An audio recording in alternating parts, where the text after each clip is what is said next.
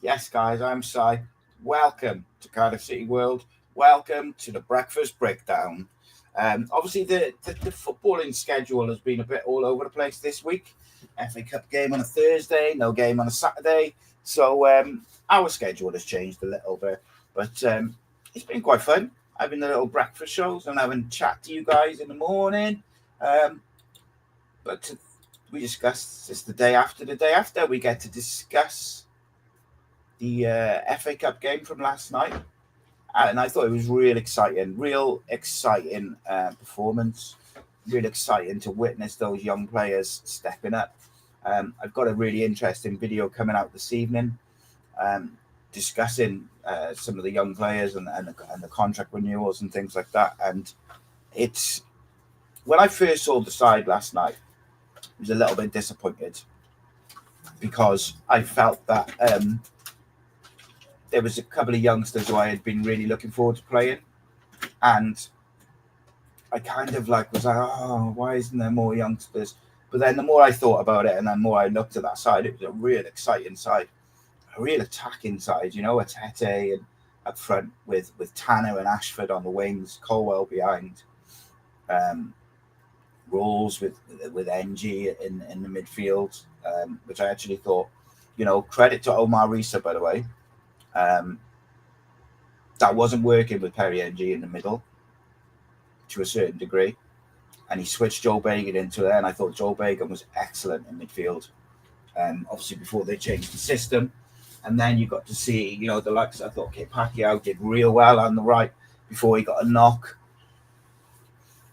Joel Bagan, as I mentioned, was excellent. I thought Will Fish and Jesper Dahlund really did well together. I think they complement each other really well. That was exciting to see. Will Fish exists. Who would have thought? Happy to see that. Obviously, Keane Ashford was excellent, and he's been like that for the last few games. And I really need to see Tanner and Ashford be our wingers now going forward. And funny enough, in the video I just did, I kind of discussed a little bit, or touched on, so there's two sides to it.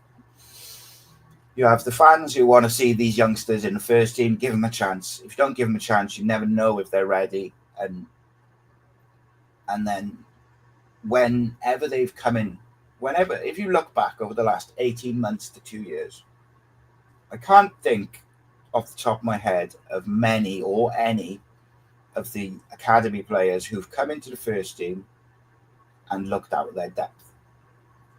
You go back to last season, Louis Giles did very well.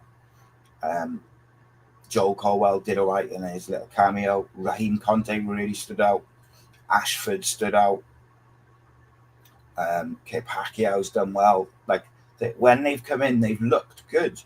Even in the EFL Cup performances, even when the result didn't go our way, they still gave a great account of themselves and looked very comfortable at that level. And for me, that's interesting because I'm sure people at the club would say that's because we've managed them well, we dip them in and out, we don't put too much pressure on them. But it's so exciting to see homegrown players playing for the first team, and they're aggressive and they're young and they're so proud to wear that blue shirt, and that's all they want is an opportunity. And I was so pleased to see them not only get that opportunity, but then do something with it. I thought Luke Pearce he caught my eye a lot. And I know Jeff, who's a regular in the chat and a member, he has said on multiple occasions that he's one to look out for. And I thought he really caught the eye, Luke Pearce. really energetic, really good in the press, made some really intelligent runs, linked up the play real nice. And yeah, very good. Atete is frustrating to me because he does a lot of good things, but he just spends so much time on his backside. It's frustrating.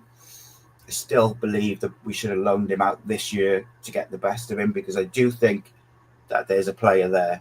I genuinely believe that technically he's an excellent player. Joe Rawls, 400 appearances, and I thought he did very well. He was the perfect player to put in the middle and allow those young players to do what they did, and he just sort of sit in the middle, directing traffic, moving the ball nicely. It was good, really good. I thought Ollie Tanner, again, he's a bit of an unsung hero, mind. Always puts a shift in. Excellent. Halveth still gives me like a little bit of nerves, I gotta say, but I thought he had a good game. Like I gotta say, he just makes me nervous. And yeah, like one of the things that I kind of questioned was, did we need to play Siopis and Rina Mota? Did we need to have them travel up in the cold and sit and then go and play 20 minutes? I questioned that a little bit. But then once you're 1-0 up and there's 20 minutes to go and you want to see the game out, like being able to bring on quality like Robertson, Siopis, Rina Mota to tie the game up, and I get it. Like I get it, and as Andrew says, huge credit to the 200 odd fans who made that trip. Absolute dress, horrible trip on a Thursday night, absolutely freezing, icy snow, just horrible. So yeah, fair play to those people who made that trip. Absolute unbelievable. And look, I thought, by the way, everyone obviously rightly focusing on Keane Ashford. Very, very good. Direct pressing, wins the ball, good finish. It was very good. Halveth, I've seen get a lot of credit, rightly so. Oh, Ruben Colwell was pretty damn good as well. He just looks so much more accomplished and set as a number 10 with pace in front of him, because they move and they create space for him. My only problem, or not even a problem, but my one thing with Ruben is I want to see him be a bit greedy and a bit ruthless sometimes. There was a couple of opportunities where I thought, just beat the man. Like they're backing off you. You're good enough. Drop your shoulder, beat him, and get your shot off, and be a bit more direct. But I also think he's had certain managers, Warnock, Bullet, maybe Sean Morrison. I don't know. Not Sean Morrison. Steve Morrison. Kind of telling him he's greedy, and he needs to make that final pass. And sometimes I think he tries to make that final pass when he should be taking the shot on. But look, that's not the worst criticism of the world. I thought he was excellent. Like I said, Joe Rawls, I will have a look at Joe Rawls in just a second and we'll discuss it. But again, I thought Jesper Darland and Will Fish were really, really good. Very, very accomplished. I thought Fish was, considering as effectively, I think, his second game. He had 4 clearances, 2 interceptions, a couple of tackles, won his ground duels, one aerial duel, lost possession 9 times, not massive, accurate passes, 70%. I suppose that could be a little bit better, but it looks like a lot of those came from long balls, and we are being a bit more direct, so maybe that's a bit more difficult. But I thought he did very well. And I just thought him and Jesper Darland really complemented each other. And I had a discussion before the game. I said, why are we risking Darland? I was speaking to a friend of mine and just sort of saying, why are we risking Darland for this game? It just seems like a needless risk. And the person I was speaking to said, no, he needs the minutes to keep the momentum going. He hasn't played a lot of championship football. He hasn't played a lot of football. I understand it's not a championship game, but you know what I mean. And I thought Jesper Darland was just absolutely superb. 3 out of 3 ground duels won. 3 out of 4 aerial duels won. 80%, just under 80% passing accuracy. I thought he was absolutely outstanding. And I think he's going to go on and be a real leader for Cardiff City. I really do. Pacquiao, I thought, did well. Unfortunately, he got a knock because I thought he was just settling into the game when he got his knock. But he was doing well. You know, who else we got? Joe Bagan. Again, Joe Bagan has been not a row. I wouldn't go as far as saying a revelation this year, but Joe Bagan has been absolutely superb this year. For someone who a lot of fans thought we should sell in the summer, to step up and really be pushing for a first team spot. You know, he's unfortunate really that O'Dowd has been in such good form, because I think Joe Bagan is quite unlucky not to be in that left back slot. But I thought actually I really like Joe Bagan in midfield, and he reminds me a little bit of a young Joe Rawls, quite aggressive, nice left foot, good passing. Andrew says, what was my thoughts on Perry NG's performance?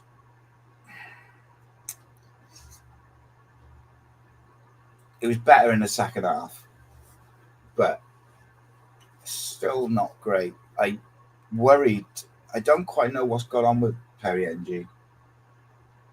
It really, the drop in form has been quite astounding. This year he's been quite poor more than he's been good. And look, I get it. Like last night he was playing out of position. I didn't really understand that. I thought the obvious one was to go with Bagan in the midfield from the start, because he did it the other week and he did it well. But you know, I can understand maybe they were hoping Perry could do a similar role to Chambers.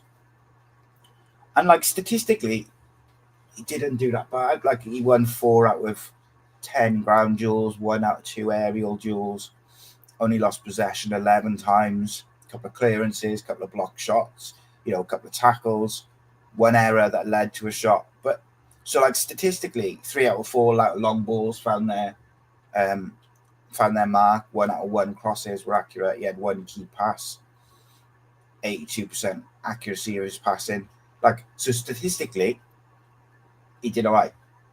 But I think the eye test, he got caught in midfield, particularly. He got caught out of position, caught on the ball, caught being flat-footed. It wasn't great.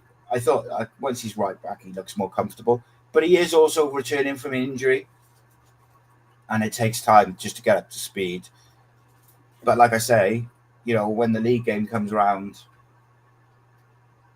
I don't really think he should be starting, if I'm honest. I think you've got to keep Rinomoto in there. And I mean, I got one little point which I made to someone yesterday is, if you're Will Fish, and I don't want to be negative, so I'm not going to harp on this for long. If you're Will Fish, who's barely had an opportunity this season when we've been really poor in defence. By all accounts, everything I hear, he's got a great attitude. He's a top professional. Has really conducted himself the way a fan would want him to. You know, respects the manager, respects his teammates, the club, everything.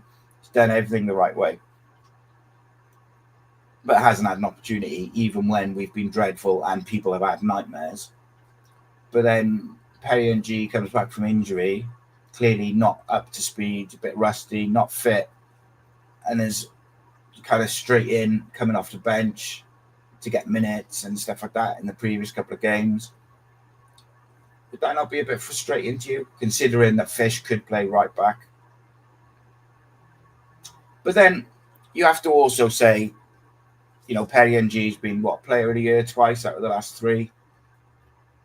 Historically, you know, a couple of years ago we were talking about him being one of the best right backs in the league.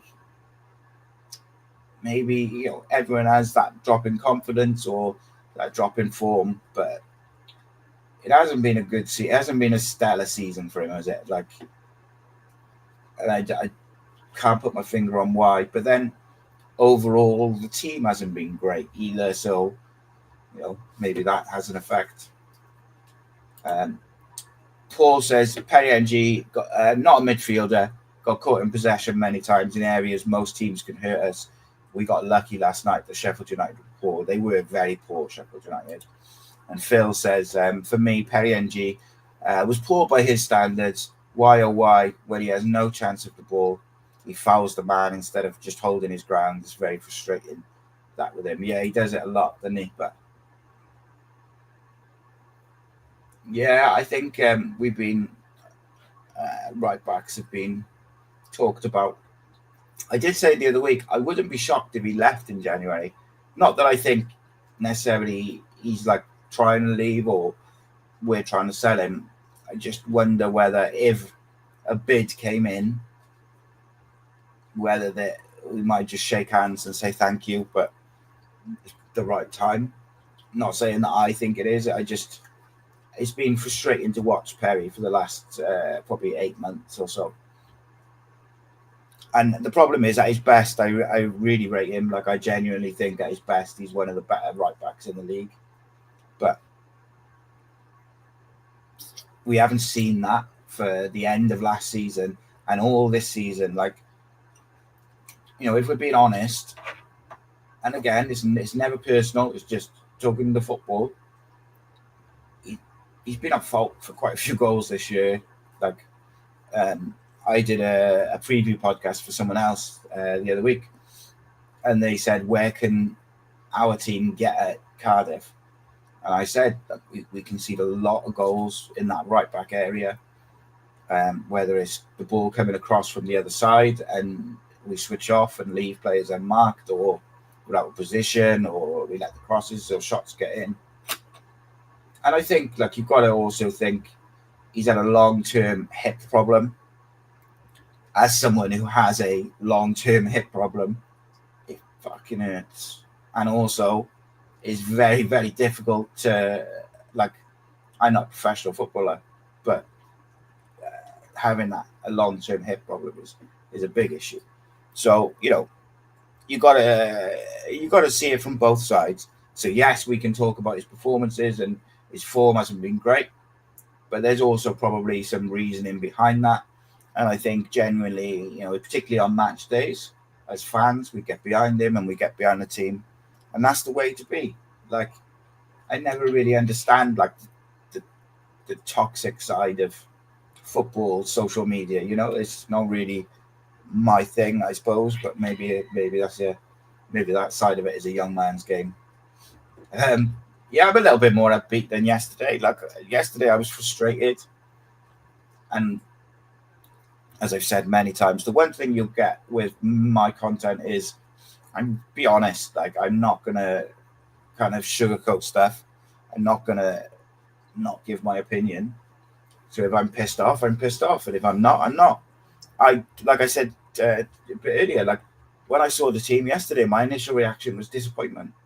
I really wanted to see Dylan Lawler in there. I was hoping we were going to see a Fish, Darland, Dylan Lawler sort of back three. But that's my expectations. That's nothing that the club has said. That's my own expectations, and then my own disappointment is caused by my own expectations. I just felt they pulled so many of those 21s or 23s from the squad for their cup game on Tuesday, and then played a lot of the 18s. I felt a bit sorry for some of them who had missed that big game with their teammates and then saw the under 18s kind of struggle a little bit in the cup game. It must have been a little bit frustrating, but there we go. Hopefully those 18s will come on from that experience as well. Joel Rawls, 90 minutes, 54 touches, 82% accurate passes, 27 out of 33. 2 key passes, 2 out of 7 crosses, 4 out of 5 long balls found their mark, created 1 big chance, had 1 shot off target, where 1 successful dribble attempt, won 60% of his ground duels, 6 out of 10, won 1 out of 4 aerial duels, only lost possession 14 times over the 90 minutes, committed 2 fouls, was fouled once, was offside once as well. Go on, Joe. Had a clearance, 4 tackles, got dribbled past twice. 7 out of 5 out of 10. I think I will give my match ratings because that's going to be a video sort of feature and series that'll be coming as we kind of build the channel up. Because obviously what we do at the moment is we make sure we have at least one piece of content for you guys every single day. Some days you'll get 2 like today, and then others you'll just get the 1. But the long-term plan is to kind of have a morning bit of content and an evening bit of content every day. But, you know, baby steps, building it up. Player ratings is something that, yeah, I think that we can kind of go with. In terms of my player ratings, and it's only my opinion, it's subjective, you know. All of you guys may have completely different opinions. Ethan Howarth gets a 7.5 out of 10. Didn't really put a foot wrong. I thought he made some good saves. He does worry me like in possession. He put a couple into the stands and stuff. But on the other hand, I'd also rather my keeper put it in the stands than lose it. So there's that. Kepaki, I thought he was solid. 6.5 out of 10. He was good, just slightly above average. But obviously the knock took the stuffing out of him when he was starting to find his feet. Will Fish, 7 out of 10. Jesper Darland, I thought was an 8 out of 10. I really thought he was good. Joel Bagan, 7.5 out of 10. Again, I thought he was very good. Ollie Tanner, he gets an 8 as well. I thought Ollie Tanner was. I really like it. I just like the fact that he goes about his business, and for a winger, who's very skillful. He offers a lot going forward. He don't have to put a shift in defensively, and he kind of does it without having to draw. He doesn't draw attention. He just goes and does his job. I really like him. So maybe 8's a bit generous. 7.5. I thought he was very solid. Won 7 out of 11 ground duels. Ollie Tanner did as a winger. That's incredible. Absolutely incredible. 2 long balls found their mark out of 4. 1 cross wasn't accurate. A couple of shots off target. But yeah, I thought Ollie Tanner was really good. Made a couple of interceptions, a couple of tackles. Defensively, excellent. So yes, I think 7.5. He gets the half from the 7 for his defensive work. Perry NG, 6 out of 10. Gets a 6. He was all right, but there was parts that I was not. Yeah, he's rusty, isn't he? Joe Rawls gets a 7, 7.5, 7. Can't quite decide. He's clever with the ball. Let the legs around him do their job, and did his job really well. Ruben, probably a 7.5. I thought he was. No, actually, he gets a 7 because I thought he did everything really, really well. I just want him to be ruthless, because with that ruthless streak, I think that'll be the difference from him being a decent player and an exceptional player, and he's got to find that. So yeah, he gets 7.5. Kean Ashford gets an 8 out of 10. Absolutely superb, excellent work rate, pace, carries the ball at the right time, presses at the right time. He's got a real good understanding of when to press. They work on trigger points like heavy touches and defenders having it on their wrong foot or a bad pass and stuff. But I just think his understanding of when to press, when to hold his position is really, really good. He gets an 8 out of 10. By the way, once he wins the ball off Norrington Davis and he's really clever, he goes and cuts across him to kind of block him off, block the defender off. And there was a point where I was like, has he taken 1-2 extra touches? And he just sat down and keep a lovely finish. Really composed, really clever. Kian Atete started well, did a lot of things good. I think he's capable of so much, but yeah, I'm not.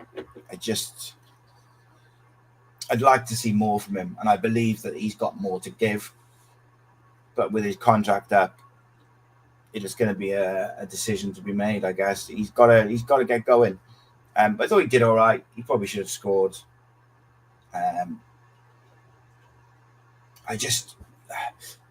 I question his reading of the game sometimes. Like there was an instance where Ronan Capaccio in the first half had the ball on the right, and he was under a lot of pressure. He couldn't go back, but there was a big space up the wing, and Atete was kind of on that like right side of the pitch without being out wide, and all he had to do was just sprint into the space, and Capaccio had a nice easy ball at the line then into space, takes the pressure off, and we probably would have been on the break. So Capaccio plays the ball up the wing nicely. He doesn't lose it. He does the right thing. But Atete didn't move until the pass had already gone, like until the pass had been played. And it's that kind of anticipation and reading of the game that I'm not sure he's got. And it is a natural thing. But I like a lot of what he does. There's just things that are not quite coming together with him at the moment. Paul says, I did think and say Rhys was bluffing by playing a lot of 18s, but going up to Sheffield United with a stronger team. Yeah, it was a mix, wasn't it? And I kind of thought it was going to be a mix, but I don't know. Maybe I just wanted to see Dylan Lawler, But there we go. Yeah, it's my own expectations, mate. Phil says there was one instance when Howworth played the short ball into the box to one defender, and Sheffield United, I think, had 4 players there. I couldn't believe what he was doing, just launch it. Yeah, I think he played into Perry NG, didn't he, in his own box, and it was like, oh, what are we trying to do here? But in fairness, there was a few chances and a few times where we actually played through the press quite well. So, yeah, he thought he was all right. Yeah, I seen so Hertha Berlin reluctant to take Wilfried Kanga back, and I think it'll cost Cardiff money now to send him back. And they also won't have him back unless he's got somewhere to go. In my opinion, the best thing Cardiff could probably do is send him to try and arrange for him to go to Kortrijk. I know there was a little bit of interest from Belgian teams in taking Kanga. So maybe we could we send him to Kortrijk or something? They do need to move him out, though. He's not in the squad. He's not going to be in the squad. He's not going to play last night. He's not going to play at all. And I agree with Paul, who says, Atete is better than Kanga. Yeah, not way better, but he's better. And yeah, it's freezing, by the way. But yeah, it's one of them, isn't it? Like, they've got to move him back. It just hasn't worked. Like, for whatever reason, it just hasn't worked. And I think that's just one of those things whereby sometimes it's the right place. And Andrew says, any truth in the Lewis O'Brien rumour? That was going around a lot yesterday. Someone who I trust their connections and their knowledge, their everything, like, they told me there's nothing to it. At least there's nothing to it at the moment, and I kind of go with that. Like, I hadn't heard anything from any of the people who I kind of really trust with their judgment and their information. So, maybe he does come, but I don't expect him to come anytime soon. I believe that most likely the first signing might be a Boe from Crystal Palace, but that's based on nothing but hearsay and rumour, as they say. I would like Lewis O'Brien. I think he'd be a great signing, but I do question whether we need him on loan. But maybe, because Chambers and Cyprus have been really good together. Lewis O'Brien alongside Robertson for the future would be a real good partnership. I really like the posh midfielder that we're trying to get. If we could get him, that is a signing. Do you know what, actually? If Cardiff can somehow pull off the signings of Ricky J. Jones and that Peterborough midfielder, I'd be very, very happy. Permanent signings for the future, they'd be Be very happy with that.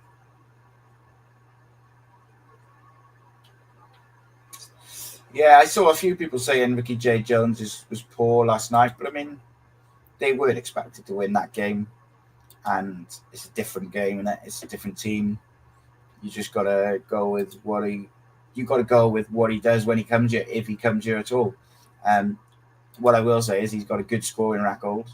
He's played quite a lot of football for his age, and he's very, very quick.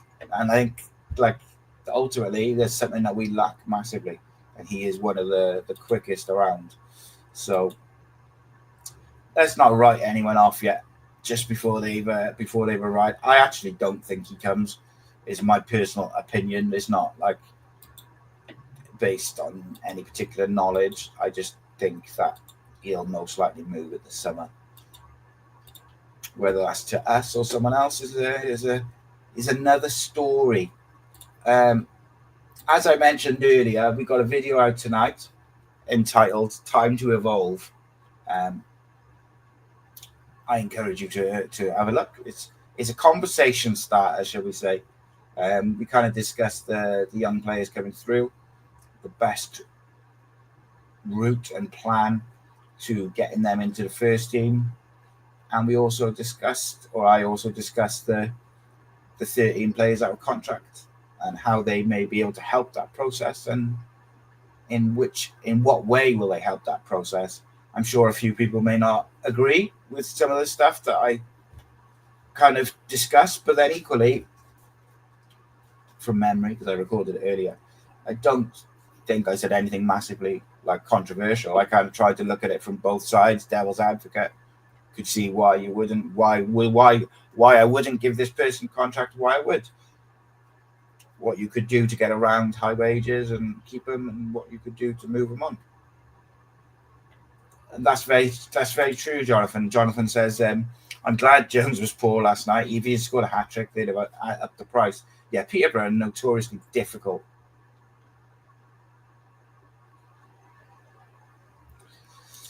Robert says, called out how lazy Can was after seeing him twice. Can't believe we're still even talking about him. Well, we're talking about him because he's still here, unfortunately. But it just hasn't worked in any way. And I think I called it out after about his third or fourth game in saying that he looks like a guy who's here for the money and not here to get involved in the project.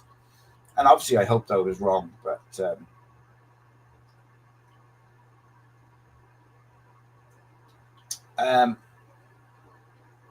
Sue, that's an interesting question.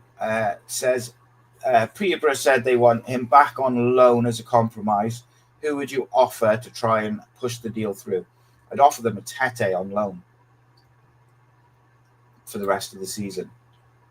Obviously, he's a replacement striker for them, and I think it's what he needs is to go to League One. And if he goes down there and he scores a load of goals, it's only going to be good for us.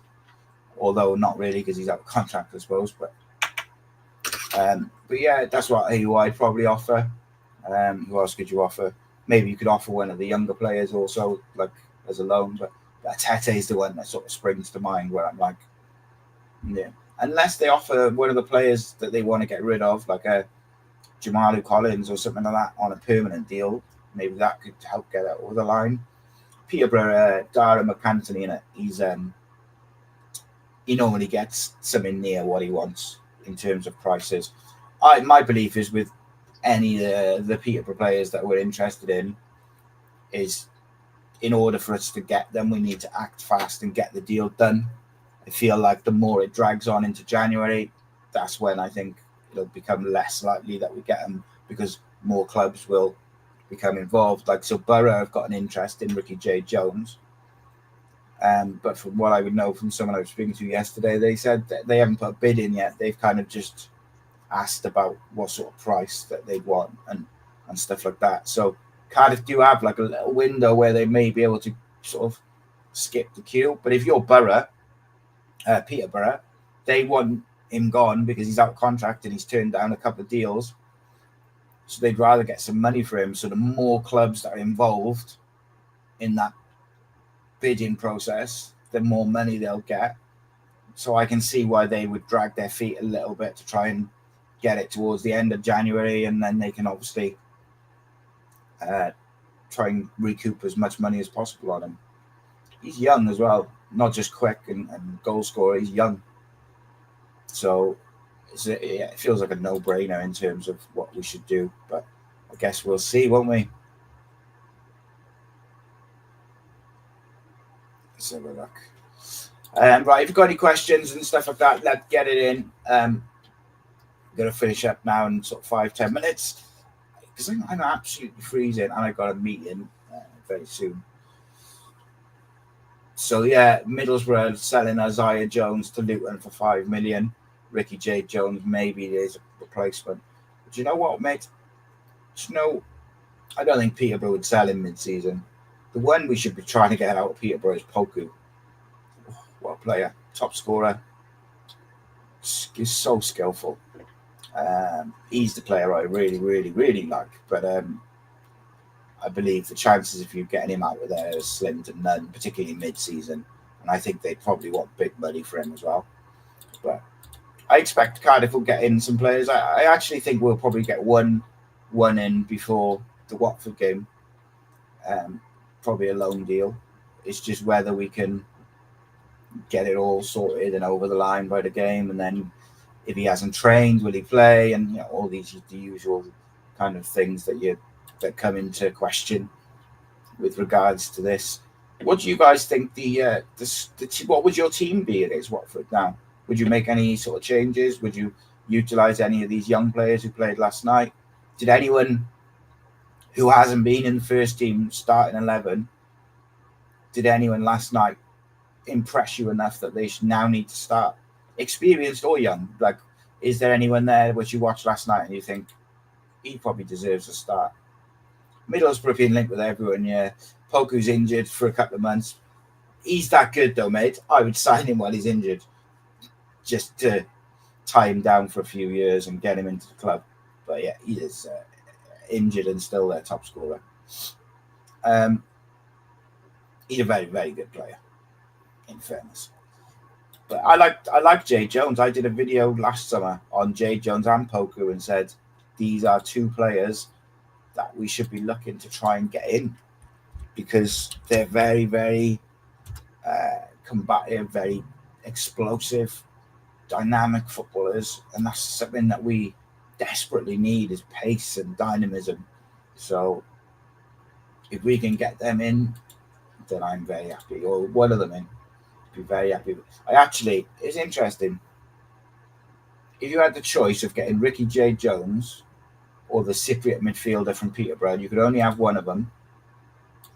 Which one would you pick if they're both on permanent deals?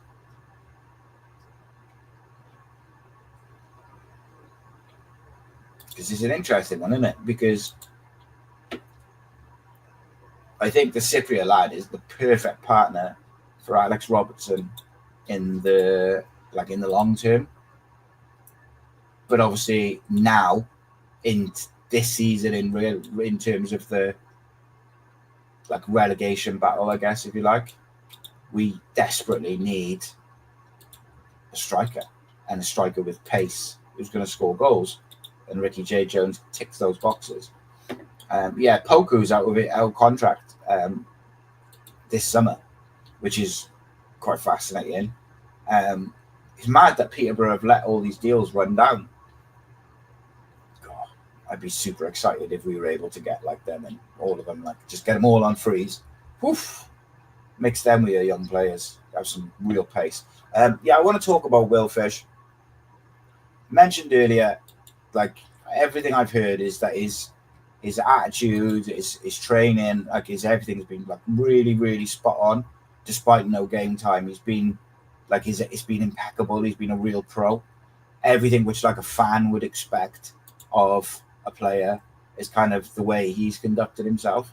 So I was delighted for him to get his opportunity last night and look good. I thought him and Darlin really complemented each other, and he's one that I think. I think I said when we signed him, long term, I think our centre back pairing is Fish Darland, and maybe maybe by keeping Fish out and keeping Gutas, Chambers there, etc., we've almost given him time to settle, let him get sorted, and now we'll see the benefit of that towards the end of the season, going into next season when he can nail down a first team spot. I'm sure the football club would like to frame it like that. Whether you agree or disagree is another thing, and I'm sure they say the same about like the young players, that they've taken their time with them, and they're picking the right opportunities to give them playing time. Whereas the fans want to see them playing, want to see them getting those first team opportunities. And ultimately, you don't know, do you, until we actually see them get an opportunity. You just don't know if they're ready or if they've got, the tools mentally to cope with the Championship football weekend. It's a brutal game football anyway, but the Championship in particular is so cutthroat and so combative every single week. Like, you can't afford to be off it even for just one game, because you get beat. And I think ultimately that's why you need a bit of experience mixed with the youngsters. But I was really happy for him. I thought, Derek Redmond there says, delighted for Ashford, terrific goal. It was an excellent finish, mate, because from the point he wins the ball off him, the most, the cleverest part of it was where he cuts across him and then he just sits the keeper down, and just the composure to do it. So midfield-wise, next year, so a few people made a couple of comments there. So you said you've got Turnbull. Jonathan says he thinks that Robertson should play in the 10. So I disagree with that slightly. I think he's doing a tremendous job in the way that we're playing now. But I think going into next season, I want to see it evolve, because I think he's excellent as in box-to-box number 8, if you can get the right type of combative midfielder next to him. And then for certain games, Turnbull next to him is a really good option, because Turnbull always looks to play forward, and that helps you break lines and create space. I'm really excited by what we could potentially do next year with the young players. My anxiety, my worries, my concerns are that we're going to give the majority of these 13 players new contracts, and it's going to be very same. I think we have a unique opportunity where we can really focus on the young players, get some experience around them, and have an actual plan of how to bring them into the first team and get the best out of them. Obviously, Joel Colwell is going to be around in pre-season in the summer, and they will have to make a decision on whether he's going to be a first team player or is he going to go back out on loan somewhere else. It's one of those, isn't it? So look at some of these comments. Darling and Fish worked all right as a partnership. Andrew says, you think we'll get anyone in the next 40 hours? I do have a feeling we might have someone on loan before the Watford game, but it's difficult to know this. I don't think it helps, by the way, that we're under the Welsh FA, like a different FA to the other teams. I think that slows things down, getting it over the line and stuff like that. Jaden Dans, someone asked about him. I know that Rhys contacted Liverpool personally. I know that we've registered an interest. I think it's believed between us and Plymouth. He's a goal scorer. I'd quite like him. I'd actually prefer him to a Bowie. I've heard some stuff about a Bowie, which I'm not fussed on. But I guess so many talented players, those real super talented players sometimes have got a bit of they've got a bit of an attitude on them, or they got a bit of arrogance about them, and sometimes certain managers can't deal with that. And that's where, if we were to get him, and it's only rumours, but if he's got that kind of arrogance about him, if we want to get the best out of him, Omar Rhys has got a big role to play to manage that and to get the best out of him, because there's no doubting that Eboe is super talented, but he hasn't really shown it. He went to Oxford, played 4 games, or appeared 4 times. There's been like rumours of attitude and stuff like this. Like, I want to see him utilise that the skill set he's got, because he's got a lot of skills and attributes that we desperately need. Jonathan says, all the contracts running down, 19th in the league with pretty promising players. Sound like it's an unhappy camp. Yeah, it's difficult, isn't it, when you've got all those players coming out of contract and there's some quality players in there as well. Like, it's not like you've got like a lot of squad players going down. Peterborough have got like Poku, Jade Jones, the Cypriot lad in midfield. They're all like real quality players, and they're all out of contract, which is a problem. I don't actually have the Cypriot lad. I think he's out of contract in the summer. Andrew said, don't forget about Turnbull. So that's interesting. Paul says he thinks we paid too much for Turnbull. Andrew says, thinks it's about right. Phil makes a very good point. Peterborough has such a better scouting system than Cardiff. Always find strikers and half-decent players. Maybe the club should sack whoever's scouting for us and hire these guys. It's difficult to disagree, mate. Like, certain clubs seem to be able to find these gems, whether it's abroad or in the lower leagues or wherever, and we don't. And then when we do have some gems coming through the academy, we're reluctant to play them. And when they do play, they seem to stand out and do well. Again, I asked the question I asked at the start of the show to finish off. When we've